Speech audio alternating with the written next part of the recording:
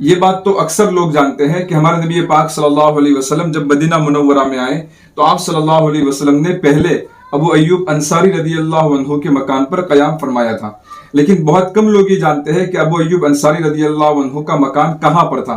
تو چلیے اس کو سمجھتے ہیں۔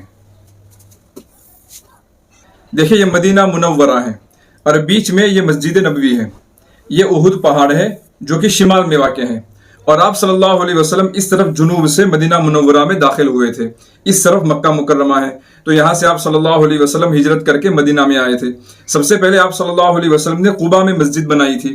آپ صلی اللہ علیہ وسلم چند روز یہاں قیام فرما کر مدینہ کی جانب بڑھے، یعنی کہ مدینہ کے اندر کی طرف بڑھے۔ یہاں الگ الگ جگہ پر الگ الگ قبیلے آباد تھے، یہاں مدینہ منورہ میں ہر طرف قبیلے پھیلے ہوئے تھے۔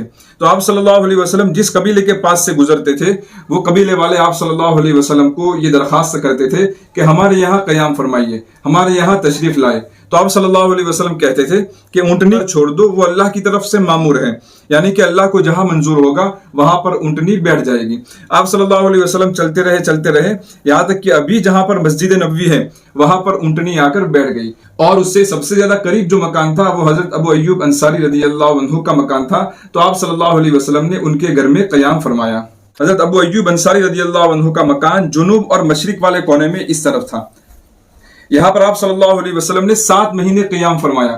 حضرت ابو ایوب انصاری رضی اللہ عنہ کا مکان 2 منزلہ تھا، تو آپ صلی اللہ علیہ وسلم نے اپنی پسند سے پہلے نیچے رہنا پسند کیا، لیکن ابو ایوب انصاری رضی اللہ عنہ کے لیے یہ بہت مشکل ہو رہا تھا کہ آپ صلی اللہ علیہ وسلم نیچے والی منزل میں رہے اور وہ اوپر والی منزل میں رہے۔ تو انہوں نے آپ صلی اللہ علیہ وسلم سے درخواست کی کہ یا رسول اللہ آپ اوپر آ جائیے۔ اس کے بعد آپ صلی اللہ علیہ وسلم اوپر چلے گئے۔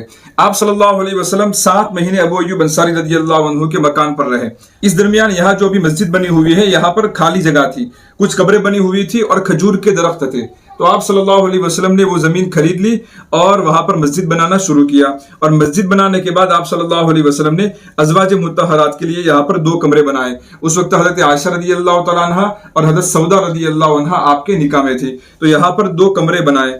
جب مسجد اور ازواج مطہرات کے گھر تیار ہو گئے تو 7 مہینے کے بعد آپ صلی اللہ علیہ وسلم یہاں سے منتقل ہو گئے۔